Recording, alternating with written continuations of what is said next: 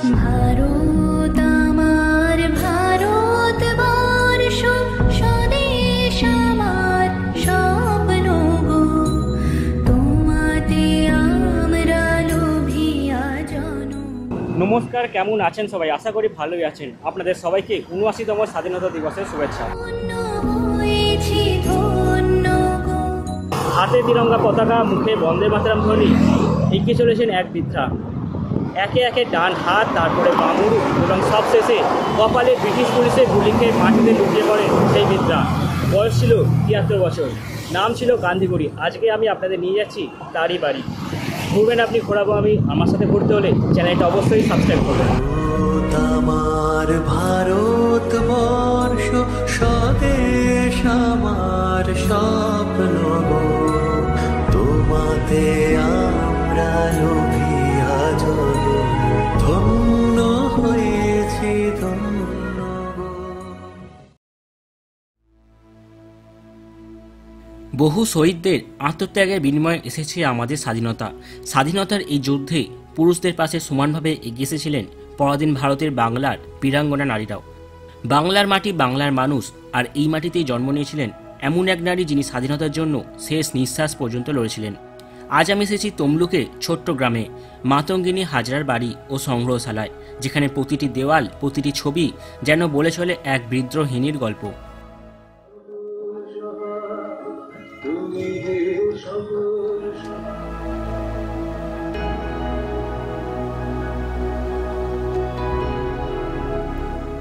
গ্রামের এই রাস্তা, সবুজের সমারোহ, ঠান্ডা হাওয়া, কিন্তু এই শান্ত পরিবেশ একসময় কেঁপে উঠেছিল বন্দে মাতরম ধ্বনিতে। অল্প বয়সে বিবাহের পর এখানেই বড় হয়েছিলেন মাটির মতোই দৃঢ় এক নারী, মাতঙ্গিনী হাজরা। আমি এখন চলে এসেছি বীরাঙ্গনা মাতঙ্গিনী হাজরা শ্বশুরবাড়ি আলিনান গ্রামে। আপনারা এখানে আসতে চাইলে কিভাবে আসবেন সে সমস্ত কিছু আমি ভিডিও শেষে বলছি। উনার বাড়ির সামনে যে রাস্তাটা রয়েছে সেখানে রয়েছে আলিনান শহীদ মাতঙ্গিনী ভবন বালিকা বিদ্যালয় ও তার একটি মূর্তি। আজ স্বাধীনতা দিবস পালনের জন্য ফুল মালা দিয়ে সুন্দর করে সাজিয়ে শ্রদ্ধা জ্ঞাপন করা হয়েছে। স্কুলের পাশ দিয়ে যে রাস্তাটা যাচ্ছে, এই রাস্তা দিয়ে জাস্ট দুপা হাঁটলেই রয়েছে তার বাড়ি। চলুন সেদিকেই এগিয়ে যাই।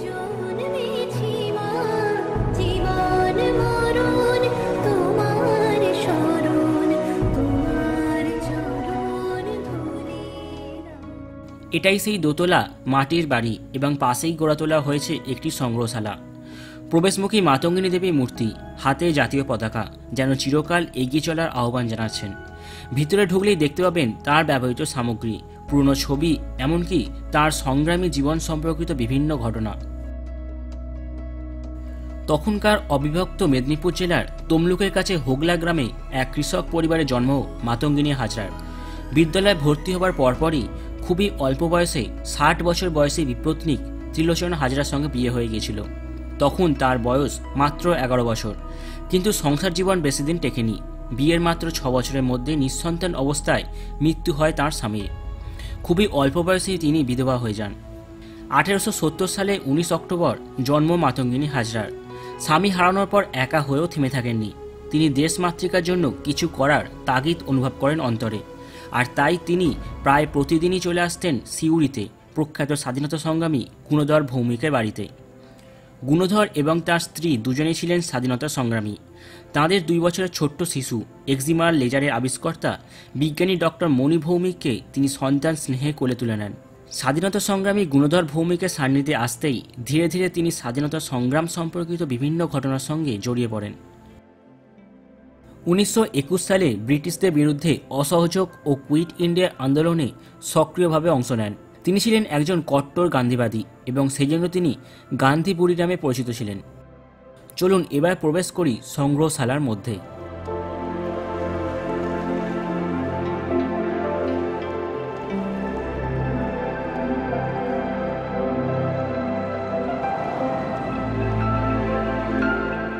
তো শহীদ মাতঙ্গিনী হাজরার বাড়ির পাশে আমি এখন যেখানে আছি এটি হচ্ছে মাতঙ্গিনী হাজরার শ্বশুরবাড়ি, এবং শ্বশুরবাড়ির এলাকার পাশেই যে আপনাদের মাটির বাড়িটি দেখালাম পাশে এখানে রয়েছে সংগ্রহশালা, এবং মাঝখানে এখানে একটি ছোট্ট গ্যালারি করা আছে যেখানে ওনার ব্যবহৃত কিছু জিনিস রয়েছে। যেমন এখানে কাঁথা রয়েছে, এখানেও কাঁথা রয়েছে, এবং এখানে একটি পাথরের থালা দেখতে পাচ্ছি এবং একটু ওপরে যা শিলনোড়ার মতো দেখতে পাচ্ছি। জিজ্ঞাসা করলাম, উনি যে আতপ চাল সেদ্ধ করে খেতেন সেটারই হয়তো কিছু ব্যবহার হতো।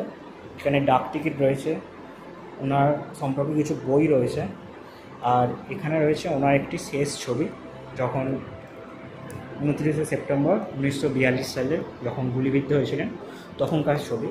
আর এখানে ওনার শিলনোড়া রয়েছে, উনি যে পাথরের থালায় ভাত খেতেন সেই থালা, এবং যখন এক হাতে পতাকা এবং এক হাতে শাঁখ ছিল সেই শাঁখটাও কিন্তু এখানে রয়েছে। আর পুরো গ্যালারির দেওয়াল জুড়ে এরকম বিভিন্ন অনেক কিছু ওনার সম্পর্কে লেখা রয়েছে। 1942 সালে 29 সেপ্টেম্বর পুলিশের গুলিতে আহত হয়েও পতাকা হাতে এগিয়ে গিয়েছিলেন। শেষ পর্যন্ত বন্দে মাতরম উচ্চারণ করতে করতেই তিনি মাটিতে লুটিয়ে পড়েন। এই ঘরের দেওয়াল, তার ব্যবহৃত জিনিস সবই যেন তার উপস্থিতি অনুভব করায়। ভাবতে অবাক লাগে এক সাধারণ গৃহবধূ কীভাবে পুরো জাতির অনুপ্রেরণা হয়ে ওঠেন। সংগ্রহশালায় প্রবেশ করতে কোনো রকম প্রবেশ মূল্য লাগে না, সম্পূর্ণ বিনামূল্যে, এবং এই ছোট্ট এক কামরা ঘরের মধ্যেই খুব সুন্দরভাবে তার সম্পর্কিত বিভিন্ন ঘটনা তুলে ধরা হয়েছে। ওনার বাড়ির সামনে যে স্কুলটি রয়েছে আলিনান শহীদ মাতঙ্গিনী ভবন বালিকা বিদ্যালয় মাধ্যমিক পর্যন্ত, এবং এখানে রয়েছে একটি স্মৃতিস্তম্ভ যেটি আপনাদের প্রদর্শনীশালার মধ্যে দেখলেন।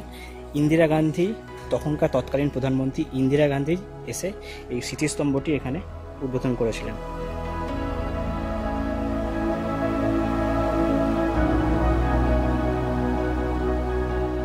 এখানে আসলে আপনি শুধু ইতিহাস নয়, মাতৃভূমির প্রতি ভালোবাসার প্রকৃত মানে শিখবেন। গ্রামের মানুষ এখনও তাঁকে নিয়ে গর্ব করে। বীরাঙ্গনা মাতঙ্গিনী হাজরার বাড়ি থেকে বেরিয়ে মনে হয় আমরা যদি তার মতো দৃঢ় প্রতিজ্ঞ হতে পারি তবে যে কোনো অন্যায়ের বিরুদ্ধে রুখে দাঁড়াতে পারবই। আপনিও একদিন আসুন এখানে, অনুভব করুন এক সত্যিকারের স্বাধীনতা সংগ্রামী সাহস ও ত্যাগের গল্প। কীভাবে আসবেন? হাওড়া থেকে ট্রেনে মেচেদা, এরপর 6 কিলোমিটার বাসে চেপে আসতে হবে কাকতিয়া বাসস্ট্যান্ড, এরপর এখান থেকে টোটোতে চেপে চলে আসুন আলিনান গ্রামে। এছাড়া আপনি যদি বাইকে চেপে আসতে চান তাহলে কোলাঘাট থেকে রূপনারায়ণ নদীর পাড় ধরে চলে আসতে পারেন। কোলাঘাট থেকে দূরত্ব 13 কিলোমিটারের মতো।